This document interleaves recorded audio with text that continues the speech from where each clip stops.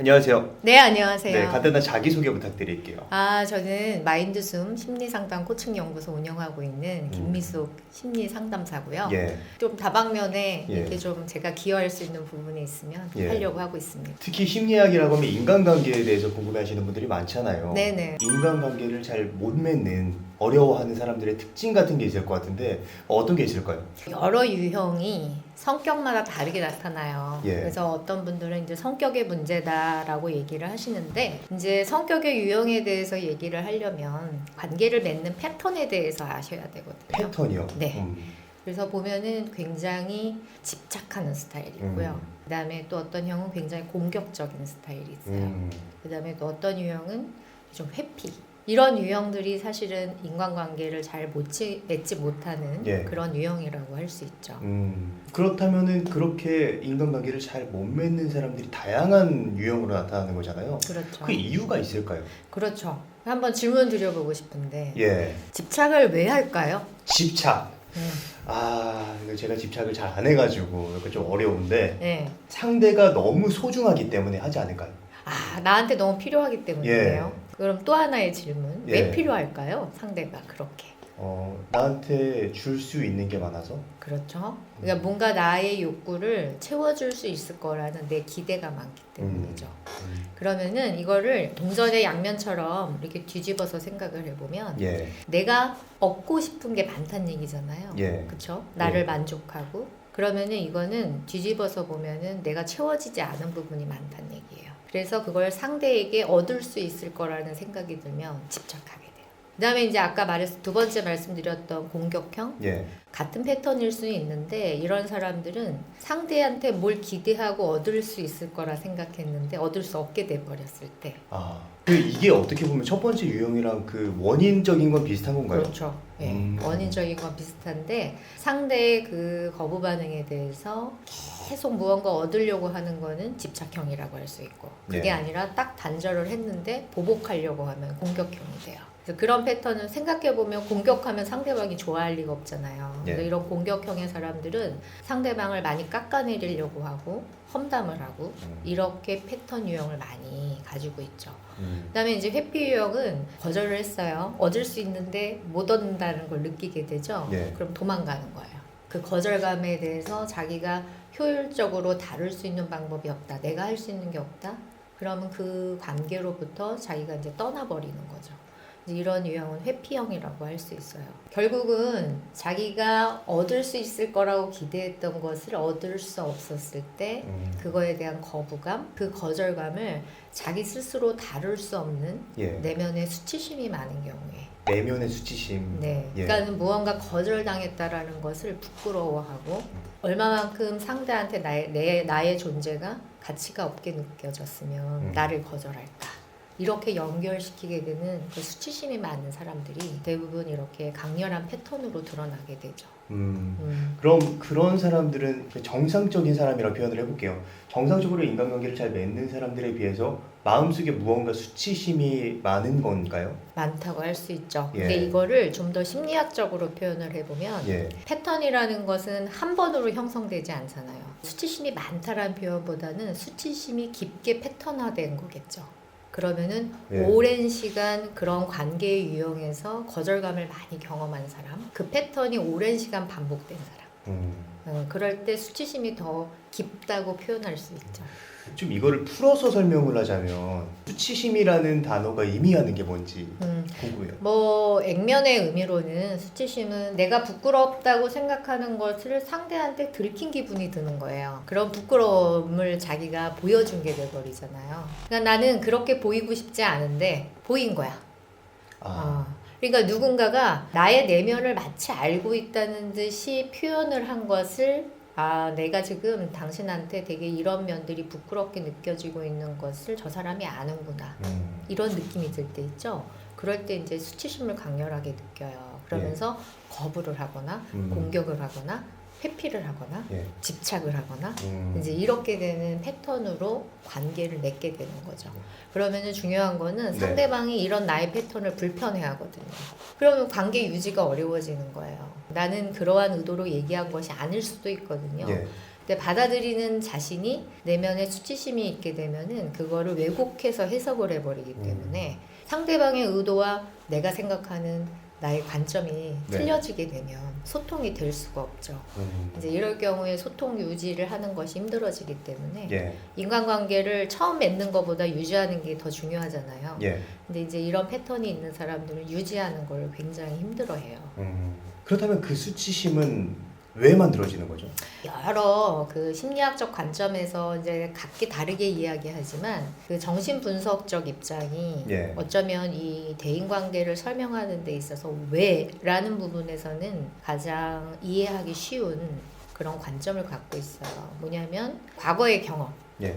대부분 이제 가족 안에서 부모하고 자녀의 경험이죠. 거기서 왜냐하면 오랜 시간 동안 사회인이 되기 전까지는 부모하고 가정에서 소통하는 방법에서 관계의 패턴을 익히거든요. 예. 그러니까 이제 부모하고 자녀 간의 애착 관계, 그러니까 얼마만큼 정서적으로 잘 건강한 애착 관계를 맺고 있느냐 그 여부가 이 수치심하고 관련이 깊죠. 그래서 아까 말씀드렸던 그 집착형이라든지 그 다음에 공격형이라든지 그다음 회피 유형 이런 것들이 대부분 부모하고 자녀 사이에서 관계 맺기 유형하고 굉장히 관련이 깊어요.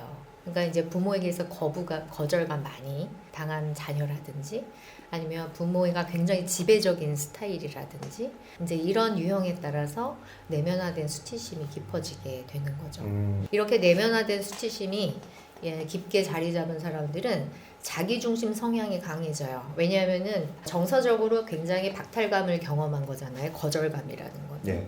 그러니까 이 박탈감에 대해서 보상 욕구가 강렬해요. 그러니까 내가 계속 상처를 받았기 때문에 상대에 대한 뭔가 기대감 이런 게 사라지고 나에 대해서만 생각하게 그렇죠. 되는. 상대가 나를 이렇게 바라볼 수 있고 상대도 나한테 이러한 요구를 할 수 있다. 이 차원보다는 예. 내가 지금 이러한 욕구를 상대에서 어떻게 채울 수 있을까? 거기에 골몰한단 말이에요. 그래서 만약에 쉽게 말해서 인정에 대한 욕구가 있는 사람이다. 그럼 내가 인정받을 수 있는 거에만 욕구가 몰두되어 있겠죠. 예. 그러면은 상대한테 내가 얻고 싶은 걸 얻기 위해서 상대를 조종하려고 한다거나 상대한테 그런 부분들을 강렬하게 요구함으로 해서 불편감을 준다거나 예. 이러한 일들이 발생하게 되는 거예요. 그렇다면 궁금한 게 마음속에 있는 그런 수치심을 제거할 수 있는 방법이 있을까요? 아주 좋은 질문인데요. 예. 그런 거 없어요. 수치심을 누구나 갖고 있거든요. 네. 왜냐하면 우리가 부모가 완벽하지 않기 때문에 부모는 자녀에게 그 부모의 부족한 모습으로 자녀를 대하는 것들을 우리가 너무 인간적인 거잖아요, 사실은. 그러니까 어떻게든 보면은 우리는 내면에 수치심을 어느 정도 다 갖고 있다고요. 근데 이게 수치심의 정도가 깊은, 내면화된 정도가 깊은 사람이냐, 아니면 적절한 수준이냐, 이거에 따라서 관계에서 부적절하게 나타날 수도 있고, 적절하게 나타날 수도 있는 건데, 수치심은 제거할 수 있는 게 아니고요. 수치심을 다룰 수 있으면 돼요. 내가 나를 알고, 이걸 어떻게 다룰 수 있는지를 아는 사람이에요. 그런 사람들이 훨씬 더 건강한 거죠. 그러니까 결국은 수치심을 이해하지 못하면 다룰 수도 없을 거 아니에요. 그러니까 수치심을 느끼는 것 자체에 대해서 나는 수치심을 느끼니까 막 이렇게 부정적으로만 생각하지 말고 그렇죠. 그 수치심이 있다는 것 자체를 인정하는 게 그렇죠. 그러니까 그 인정하는 게 힘들어서 결국은 부정적 행동을 하는 거예요. 그럼 그런 수치심을 사실 어떻게 보면 되게 버거울 거 아니에요. 나의 상처니까. 그렇죠. 그거를 인정하기 위한 어떤 방법이 있을까요? 인정한다라는 것 자체는 사실은 억지로 해서 되는 게 아니거든요. 우리는 워낙 이제 당위가 많잖아요. 뭐뭐 해야 한다. 내가 잘 다룰 수 있으려면 수치심을 인정해야만 한다. 해야만 한다. 또 여기서도 이제 걸리는 거네요. 그렇죠. 예. 그럼 얼마나 안 그래도 해야 될 게 많아 죽겠는데 네. 그것조차도 인정해야만 한다? 그럼 자기한테 질문이 또 갈 거예요. 근데 왜 나는 안 되지? 근데 안 되는 게 이유가 있는 거예요. 그게 뭐냐면은 수치심을 가지고 있는 자신을 자기가 이미 부적절하다고 생각하고 미워하고 있는 거죠. 그러면은 예. 이거를 제거해야만 한다?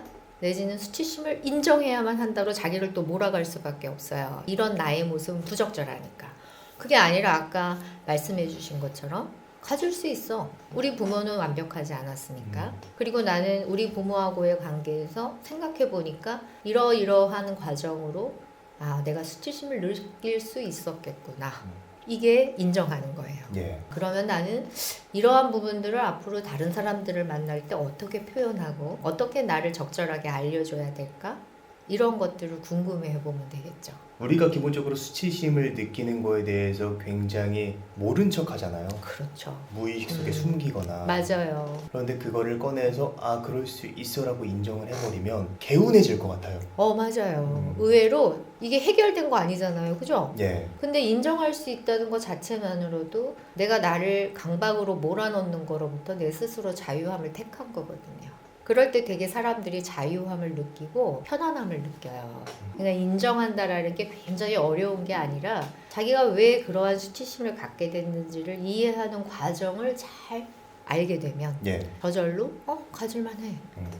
이거는 내가 생각했던 것만큼 부끄럽고 감출만한 게 아니라 이거는 어떻게 보면 내가 인정해도 되는 일. 그걸 또 구태여 사람들이 알고 싶어하지 않는데 내 수치심을 막 알려줄 필요도 없잖아요. 그죠. 중요한 건 내가 알고 있으면 돼요. 그러니까 그런 태도로부터 나를 객관화시킬 수 있는 그런 과정, 이해받는 과정이 필요한데 우리는 예. 너무 해결지향주의거든요. 이런 해결지향주의가 결국은 자기 강박이나 자기 당위를 많이 만들게 되니까 오히려 헤어나올 수 있게 되는 게 아니라 더 갇히게 되죠. 그러면 나를 돌아볼 수 있는 내 안의 수치심을 파악하기 위해서 나를 돌아볼 수 있는 그런 방법론적인 게 있을까요? 우리는 일상에서 이제 그런 방법론적인 게 되게 궁금하죠. 예. 예를 들면 이제 글쓰기를 한다. 그러면은 나에 대해서 어떠한 상황에 대해서 내가 지금 굉장히 마음의 고통을 겪고 있다던가 아니면은 그런 상황에 놓여 있는 과정들이 있잖아요. 예. 그럼 글로 한번 적어보세요. 나중에 이제 그 마치 일기 같은 형식이 되겠죠. 예. 근데 아마 거의 대부분 그 글을 써놓고 다시 읽어보면 본인은 잘 알아채지 못하지만 제가 만약에 객관적으로 그 글을 볼 수 있다. 예. 그럼 대부분 그 글이 굉장히 평가적이에요. A라는 사람과 내가 이런 일이 있었는데 그때 내가 너무 바보 같았어. 이런 자기 평가의 글들이 많이 있을 수 있어요. 그래서 다음부터는 이렇게 바보처럼 굴지 말아야지 다짐을 한다거나. 예. 그럼 거기서 놓치고 있는 게 뭐냐면 나를 바보 같다고 이미 내가 단정 짓고 있는 거예요. 당위성이 또 들어왔네요. 그렇죠. 예. 그러니까 글을 써보라고 하는 거는 그런 자기가 얼마만큼 그런 상황에 대해서 남들은 그렇지 않다고 생각할 수도 있는데 예. 자기 스스로가 이미 낙인을 찍고 있는지 그거를 객관적으로 볼 수 있는 눈을 갖게 되죠. 그래서 제가 한 가지 팁을 드리자면 예. 자기에 대해서 한번 글을 써보고 자기가 평가를 얼마나 많이 하고 있는지 밑줄을 한번 그어보세요. 제가 보기에는 대부분 자기 평가로 글을 쓰고 있을 네. 거예요. 이게 되게 좋은 것 같은 게 이미 자기가 이제 글 쓰는 사람들이 있을 거 아니에요. 그 사람들이 자기가 썼던 걸 딱 꺼내보고 판단할 수 있을 것 같아요. 그렇죠. 예. 그러니까 그만큼 자기를 객관적으로 보는 게 힘들다는 얘기일 수도 있고 또 그거를 뒤집어서 생각해보면 내가 이렇게 나를 단정 짓고 있구나 라는 거를 깨달아보는 어떤 과정이 될 수도 있죠. 그래서 그런 패턴이 또 하나 있고요. 또 하나는 대부분은 우리가 이제 이해관계가 많이 얽혀있는 사람하고 얘기를 하게 되면 편한 점도 있어요. 예를 들면 커플 같은 경우는 자신이 사랑하는 사람한테 나의 속 얘기를 다 하게 되면 그 사람은 온전히 다 나를 받아주고 나를 이해해 줄 수 있는 대상인 것 같지만 또 그렇기 때문에 어려운 게 있어요. 예. 내가 이렇게 말하면 이 사람이 날 싫어하지 않을까? 내가 밝히고 싶지 않은 이야기인데 이 사람은 이걸 가지고 나를 조금 싫어하지 않을까? 이런 염려가 생기기 때문에 가족, 연인, 아주 친한 친구한테 자기의 속 얘기를 은근히 얘기하는 게 힘들어요. 그렇기 때문에 좀 객관적으로 나를 봐줄 수 있는 대상에게 나의 이야기를 해보는 게 굉장히 의미가 있겠죠. 약간 느낌이 이런 느낌인 것 같아요. 내가 몰랐던 나를 하나하나 알아가는 결과를 얻을 수 있을 것 같아요. 그럼요. 그러니까 자기가 편한 대상을 고르되 예. 신뢰할 수 있고 자기를 좀 더 객관적으로 바라봐 줄 수 있는 예. 그런 자기가 생각할 수 있는 대상에게 자기 얘기를 좀 한번 반영받아 보는 거죠. 그렇게 되면 자기가 이해하고 있지 못하는 포인트들을 그 대상이 알려주는 경험을 하게 되고 그 경험이 결국은 자기 이해에 어떤 객관적인 포인트들이 예. 나를 알게 되는 경험이 되는 거죠. 그렇게 이해해 보시면 좋을 것 같아요. 예. 결국에 오늘 얘기를 해주신 걸 들어보면 종합해보면 상대에 대해서 이해를 하기 위해서 결국에 나를 먼저 알아야 된다라고 그럼요. 말씀을 해주신 것 같습니다. 아유, 그리고 잘 요약해 주셔가지고. 이제 많은 도움이 될 것 같아요. 네. 예. 그럼 오늘 컨텐츠는 여기까지 하도록 하겠습니다. 네, 감사합니다. 감사합니다. 네.